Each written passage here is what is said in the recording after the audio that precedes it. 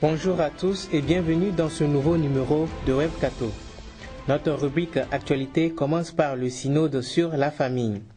Les pères synodaux ont abordé toutes les questions liées à la famille dans un esprit d'ouverture, de simplicité, de fraternité, avec un fort sens de responsabilité et dans la confiance mutuelle, nous écrit le portail de la Conférence épiscopale nationale du Congo ce 18 octobre. Dans la matinée du 16 octobre, les pères synodaux ont achevé les carrefours linguistiques et se sont retrouvés tous ensemble autour du pape François dans l'hémicycle pour discuter des documents qu'ils ont rédigés. Après leur publication, les travaux se sont poursuivis pour leur amélioration, nous précise radiovaticana.va. Béatification de Paul VI. Ce 19 octobre 2014, le portail web de l'archidiocèse de Dakar titre son article « De Montigny à Paul VI, parcours d'un homme engagé au service du Saint-Siège et de l'Église ». Dans cet article, il présente l'historique du pape qu'il considère comme le pape du dialogue, de l'œcuménisme et de la paix. Le site officiel de l'Église catholique au Gabon rend hommage au premier pape qui a foulé le sol africain et a ordonné plusieurs évêques africains.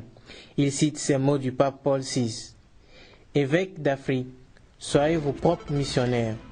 C'est dire que vous, Africains, vous devez poursuivre la construction de l'Église sur ce continent. » Extrait de l'homélie de Paul VI le 30 juillet 1969 à Kampala en Ouganda. RadioVaticana.va publie ce 17 octobre. Message du pape pour la journée mondiale de l'alimentation. À l'occasion de cette journée célébrée le 16 octobre de chaque année, le pape a adressé un message au directeur de l'organisation onusienne pour l'alimentation et l'agriculture FAO. Un vibrant plaidoyer dans lequel il incite sur la nécessité de changer les pratiques d'aide et de développement afin de promouvoir une authentique solidarité entre les personnes et les communautés. Le thème de cette année est « Agriculture familiale, nourrir le monde, préserver la planète ». Le blog du diocèse de Maradi au Niger publie « L'épidémie de fièvre hémorragique à virus Ebola menace la sécurité alimentaire régionale dans l'espace sahélien. Le comité permanent inter-État de lutte contre la sécheresse dans le Sahel exprime son inquiétude sur les conséquences de l'épidémie de fièvre hémorragique à virus Ebola sur la sécurité alimentaire régionale.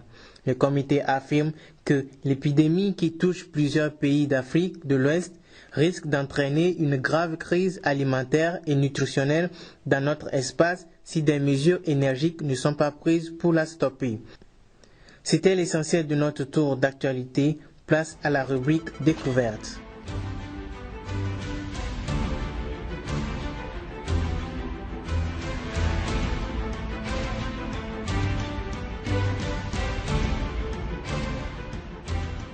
Allons à la découverte du portail web du diocèse de Dapaon. Sainte Maria Goretti, patronne du diocèse de Dapaon, vous souhaite la bienvenue sur la page d'accueil. Vous pourrez reconnaître son Excellence Monseigneur Jacques Agnilunda, évêque de Dapaon, sur la bannière supérieure de la page web. Dans la colonne centrale, vous avez les récentes publications sur la vie du diocèse. La colonne gauche présente une liste de sections que vous pourrez découvrir, par exemple la section présentation du diocèse, la section nomination ou encore la section lettres apostoliques, etc. Toujours sur la page d'accueil, la colonne de droite présente également plusieurs sections dont l'armoirie et la devise de Monseigneur Jacques Agnilunda, la section commission diocésaine ou encore la section médias et d'autres encore.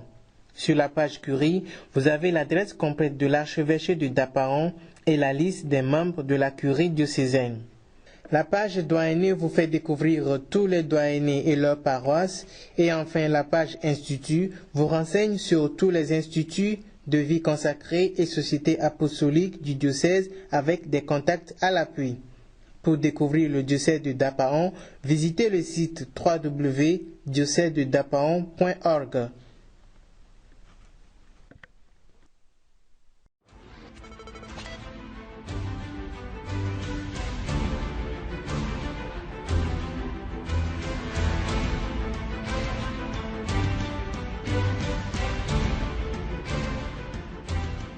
Dans la rubrique Le mot web, nous allons parler du navigateur Internet.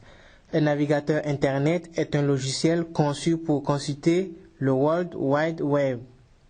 Toutes sortes de matériel, à savoir ordinateur personnel, tablettes tactiles, téléphone portable, etc., disposent d'un navigateur web approprié.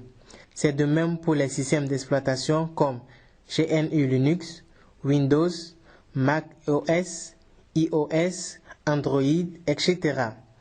Les navigateurs les plus utilisés actuellement sont Google Chrome, Mozilla Firefox, Internet Explorer, Safari et Opera.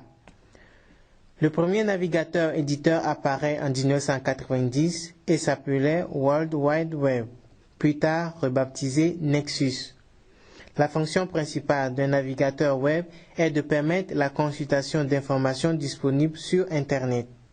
Pour ce faire, commencez par saisir l'adresse web de votre source d'information. Ensuite, le navigateur web se connecte au serveur qui héberge votre source d'information et la télécharge. Enfin, le moteur de rendu du navigateur traite cette source d'information et télécharge les éventuelles ressources associées et affiche les résultats sur votre écran. Voilà présenté brièvement un navigateur web. Merci à tous et à très bientôt.